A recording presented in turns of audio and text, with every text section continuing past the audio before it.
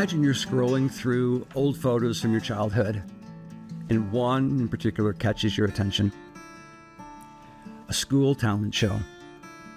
Your memories come flooding back. You're on stage, frozen mid-performance.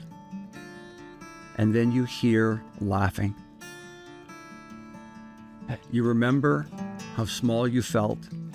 You don't remember much else, but that moment left a mark. Now, flash forward. You've been asked to speak at a company's quarterly meeting, and you're successful, you're articulate, you're well respected. But when you get up to talk, your chest tightens, your hands sweat, and you start to shrink. That's insecurity resurfacing. Not because you're weak, but because your past is louder than your present. This is a rethink moment.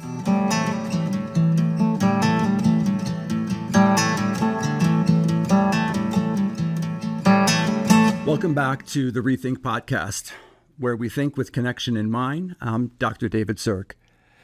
This show is where we slow down, lean in, and take a more connected look at leadership, growth, and what it means to be human. Today's episode explores something that touches every single one of us: insecurity. When I get the privilege of working with people as a psychologist, oftentimes it comes around to the topic of, hey, you know what we all have in common? And I surprise them by saying there's two things that we all have in common. One is we're selfish. Now, in a previous podcast, we've talked about mind rules and how the first mind rule is the mind is not relational. And the second one is that it's self-serving. And what I mean by that is that the mind is designed to be self-protective. And that's what I mean about being selfish. You think of yourself first, you protect yourself from prospective harm. And so in that way, being selfish is meant to be a really good tool and skill. So we're all selfish. But there's one more thing that brings us all together, and that's that we're all insecure. Now, we're all differently insecure, but we're all insecure nonetheless. So in this podcast, we're going to look at not just how insecurity feels, but where it comes from and how it forms the building blocks of our personalities and our mindsets. And we're going to unpack the root causes. And where it becomes really interesting is I'm going to introduce to you 6 core types of insecurities, from inadequacy to normal, or what I might call ordinary insanity. We'll get into it. And we're going to explain how these early imprints of insecurity begin to shape our habits, our communication styles, and our relationships. And before I dig into the different types of insecurities, I want to share with you what I consider the big insight. Insecurities don't just get in our way. They become our way unless we choose to rethink them. So just think about that. They don't just get in our way. We all have that experience where an insecurity comes back. We feel somehow dismissed or mistreated. We go to a self-protected place internally. We feel disconnected from the world. We feel disconnected partially from ourselves. And what we do becomes our way. So I like to think of insecurity as this self-contained circular reality. Let me break that down a little bit. So in the world of social sciences, it tells us that we're socially constructed human beings, a species that is largely shaped, sometimes misshaped, by our interactions with other people. So it's from our interactions from other people, what I call our relational landscape. That's the origin of our insecurities. So the root causes of our insecurities they're born from these repeated moments of being rejected, excluded, or devalued. I like to put that together in an acronym of RED, or RED. Being rejected, excluded, or devalued. Again, those are repeated moments. And what happens when we have these experiences, sometimes subtle, sometimes very, very clear and dysregulating, those become memories deep inside of us. I like to think of a memory as anything that happens that doesn't completely unhappen and can be triggered or brought back sometimes when we least expect it. Welcome to the power of memories. So in this case, your insecurities are memories of some of the worst days of your life, times when you've been rejected, excluded, or devalued. Now, these come from certainly our childhood. They happen, they spring up within our family dynamics, from early peer interactions, and from what I call traumatic transitions.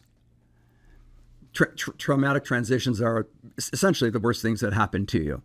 Just shy of those traumatic transitions is the drama of life. So we have these drama and traumatic moments in our life that make us feel off balance.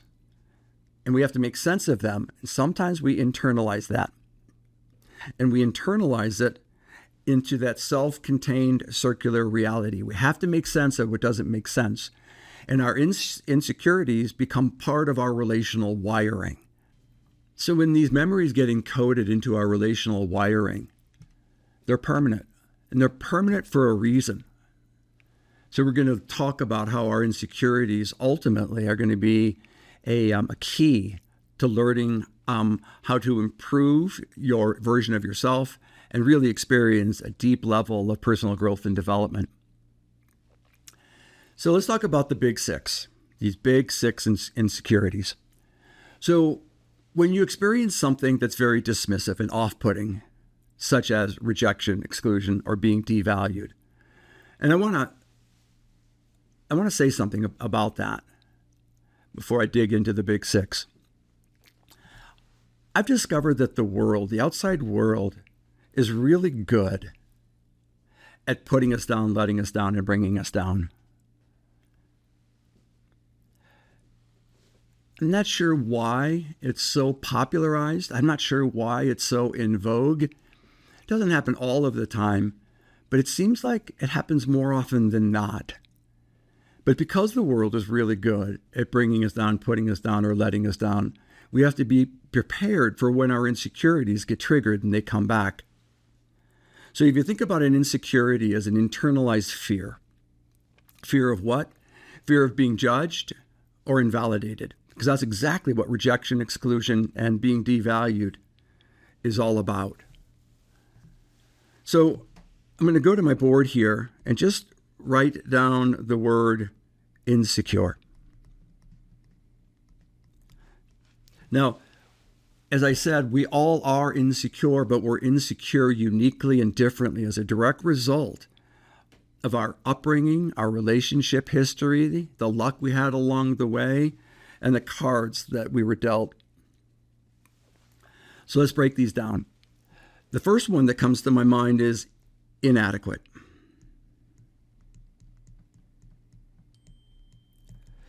And one of the nice things about this list is that there's a handout available at davidzierk.com, so you can go to my website and get this information, get more detailed information about it. So the first one is being inadequate. And it's essentially what is what you experience when you hear yourself saying to yourself, I'm not enough. I'm inadequate. I'm not enough. And when that happens, you experience self-doubt. You begin to go to a place of negative energy or pessimism. And you might even experience what's been popularly coined as the imposter syndrome. You try really hard, you do your best, but you know you're not going to be good enough. You never have been, never will be. You feel inadequate. So there's inadequacy.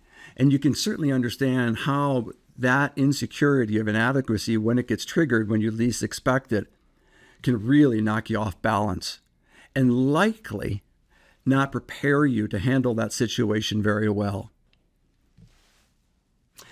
Okay, let's keep going. Next in line is inferiority. So inferiority, just like with inadequacy, it was that internal dialogue of I'm not good enough. Inferiority is others are better. So you hear the comparison. Instead of comparing yourself to yourself, you compare yourself to others and you find yourself in a state of inferiority. And what's really fascinating about this psychological reality that you experience, this insecurity that comes back, it gives you very profound personal messages of being unworthy. And because of that, not only has the world perhaps marginalized you, but you begin believing in the marginalization of it. And so you begin believing that you're going to always come up short. Why? Because you're inferior. Others are better. So you can see how we get compounded problems with insecurity. We have inadequacy, we have inferiority, and now we're going to go to another one. And this one is insignificant.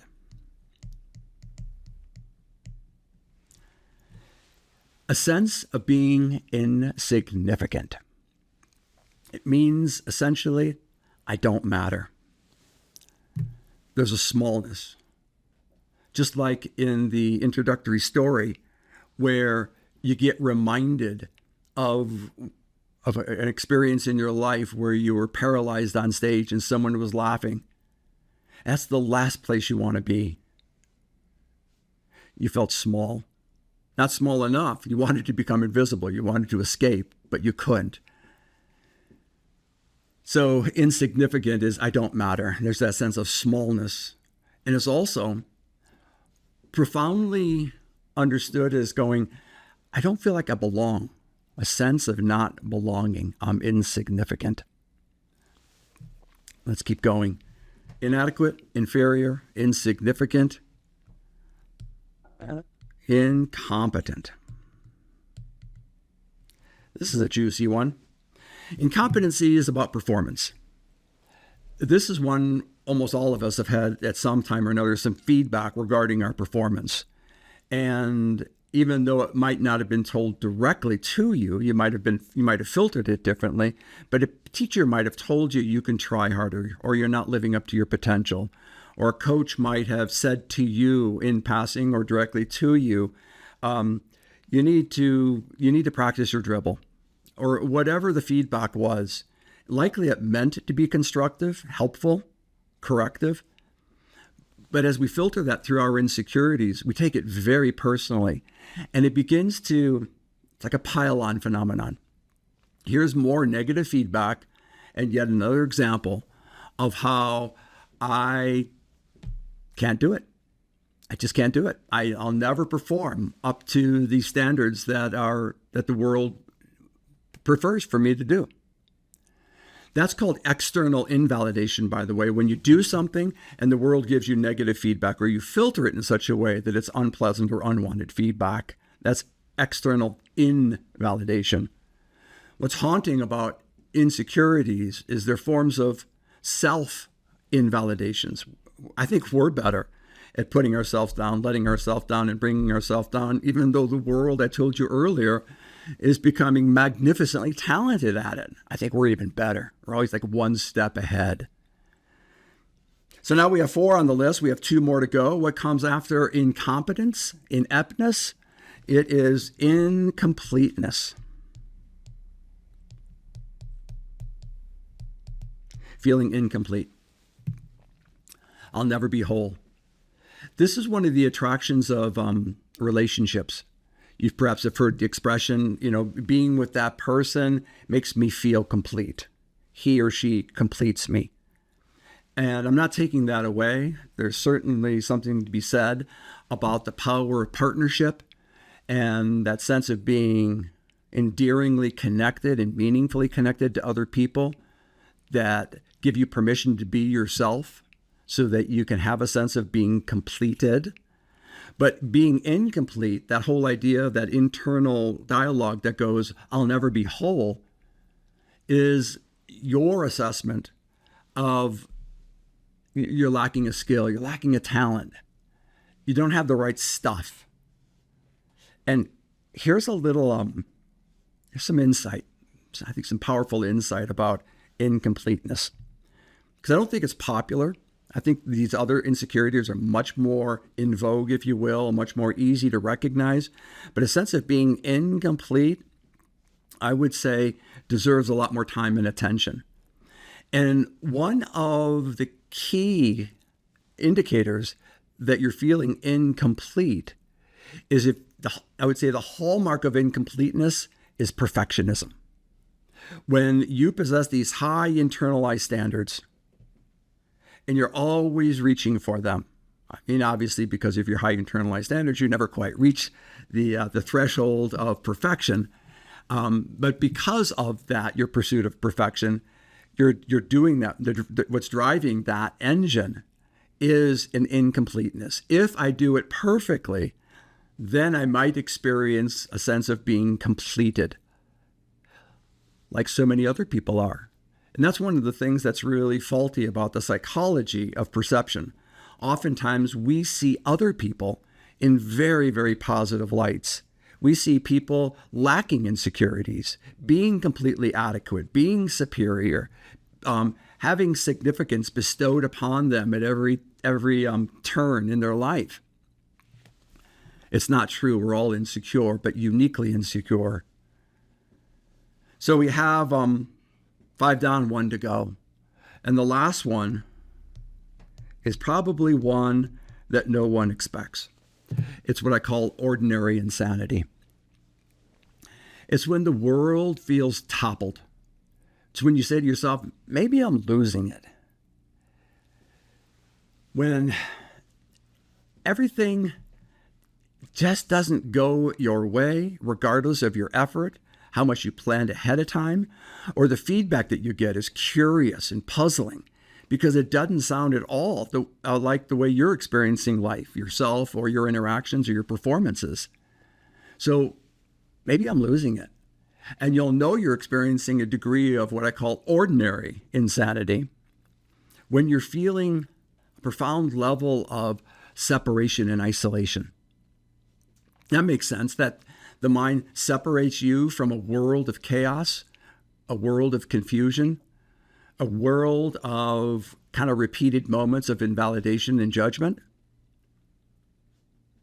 So it makes sense to separate yourself. It makes sense to isolate yourself. So insecurities are not just how we see ourselves, but it's also how we interpret the world. And here's really something amazing. It also fuels our habits. So we have this relational landscape, our upbringing, our relationship history, our drama and trauma moments in our lives. And we get feedback, positive, negative, and neutral. And the negative feedback that we receive from our relational landscape, then, because we experience rejection, exclusion, and feeling devalued, that's what gives birth to our insecurities. So the world gives us negative feedback. And the way we filter that, it becomes an insecurity. So what's really interesting, those are those moments where the past becomes louder than the present. It's like, I like to remind people that what happens around us changes what happens inside of us. And that's why insecurity can be a real critical key to understanding where your best opportunities for growth and development can originate. So we have these habits, and I like to think of habits in the form of good, bad, and ugly. A good habit. All these habits are designed to try to extinguish our anxieties that we experience when we're feeling insecure. So a good habit is when you do something intentionally that makes the world that you're living in better, or the world of other people around you better. That's a good habit. Keep doing that. A bad habit is when we do things unintentionally and we cause harm to self or others. It's a bad habit. Now, one good thing about a bad habit is that we can correct those things. Even on a dime, we can correct those if we improve our ability to be aware of when we step into or engage into our bad habits. So we have good habits, bad habits, but then I also mentioned that we have ugly habits. And ugly habits are the things that we do every once in a blue moon, intentionally, that causes harm to self or others. Perhaps you can understand why I call that an ugly habit. But the haunting question about these habits is, What if the world was right all along? What if I'll never be good enough? What if I don't matter? I can't do this. That's when your mind becomes convinced that the feedback that you received from the world that was unwanted through rejection, exclusion, devaluation, that gave birth to your insecurities, that gave rise to your anxiety, that created your habits of self-protection. And you can understand why I call it ordinary insanity, because all of these things happen at lightning speed. But here's the great paradox.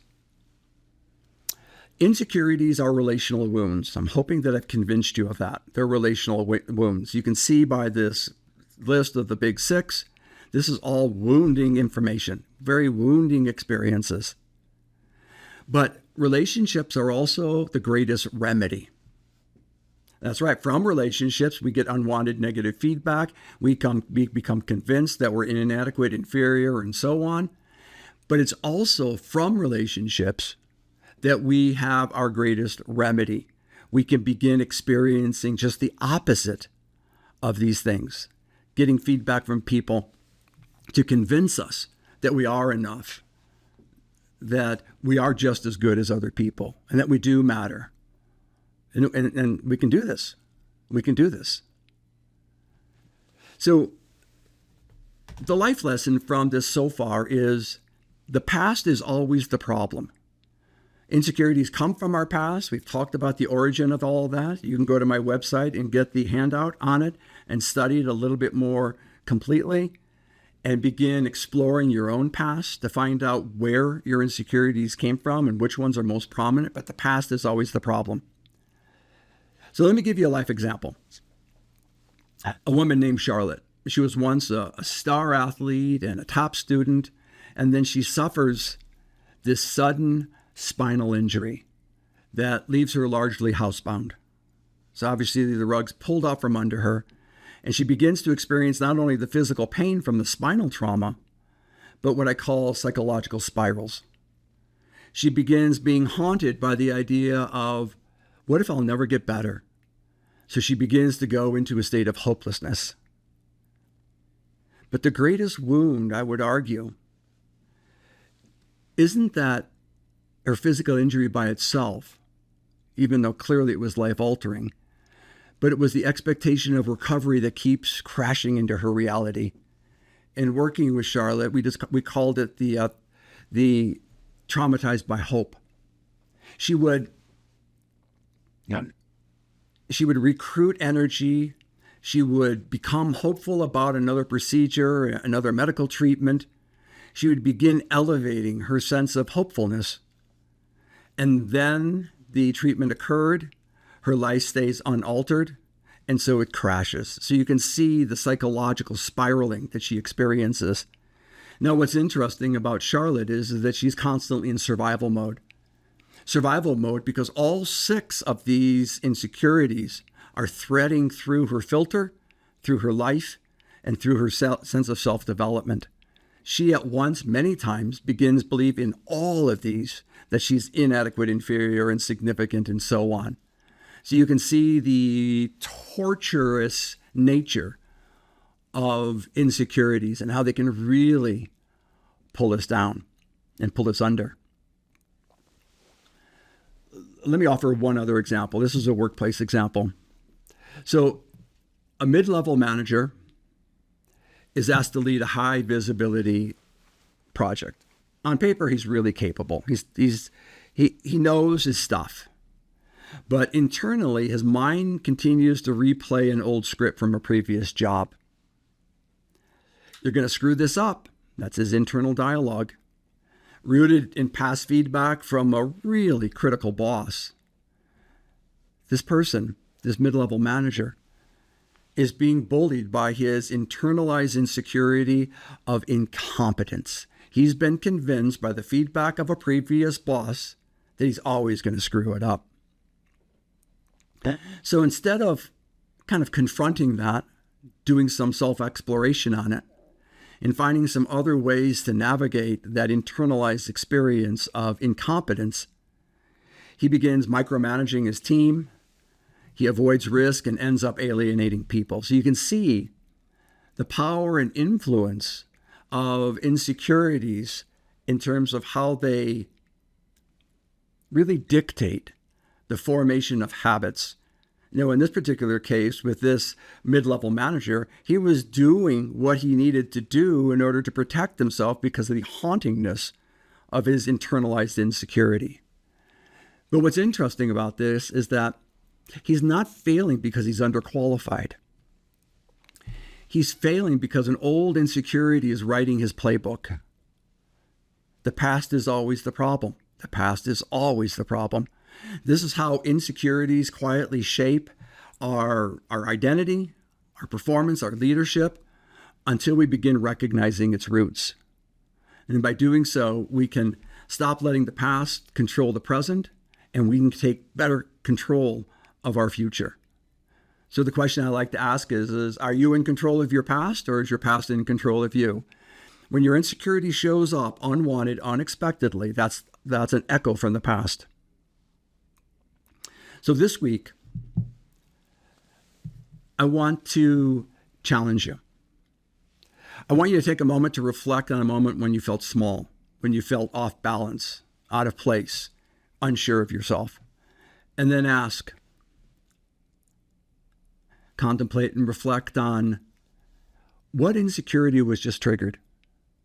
You have the list. You know yourself well.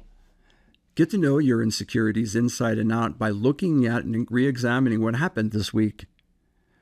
Insecurities trip us up. They're going to continue tripping us up until we develop a different relationship with them. And then ask yourself, where did that belief begin? So obviously I'm asking you to do a bit of analysis, but the way I like to do this in a very playful way with people is saying, take 30 seconds, no more, to probe into what just happened, what insecurity just showed up, and where you think it came from. 30 seconds. And at the end of 30 seconds, give it a best guess, because your best guess is going to be good enough. And then I want you to ask yourself, how are my insecurities influencing my choices today? Am I in control of my past, or is my past in control of me? So those are the three questions I want you to ask. But now I want to flip the script. I want to have you say, what would I do if I believed that was enough? Would you step up and step into the situation somehow differently? Would you somehow formulate and then activate a new life philosophy that said, so what? Now what? So what I'm insecure? So what I feel inadequate or inferior? Now what? What do I do about that? Who could I be if I didn't default to self-protection? We talked earlier about how the mind is selfish, always designed to keep self-protection in mind. But in place of self-protection, which is an ingrained, automatic, overlearned habit, you can replace it with self-advocacy and self-promotion. We'll talk about that on a different podcast, but self-advocacy, standing up for yourself without putting other people down. Self-promotion is knowing that you did well and claiming it, not braggadociously, not with unrivaled vanity, but doing so with humility and integrity. And then, who can I turn to when I start to shrink? This is really critically important, because insecurity is a regressed version of yourself. Who can I turn to when I start to shrink? Because when insecurity come into play, you feel disconnected from the outside world and you feel disconnected with yourself. The remedy is connection. The quickest remedy is connecting with a person that you trust implicitly.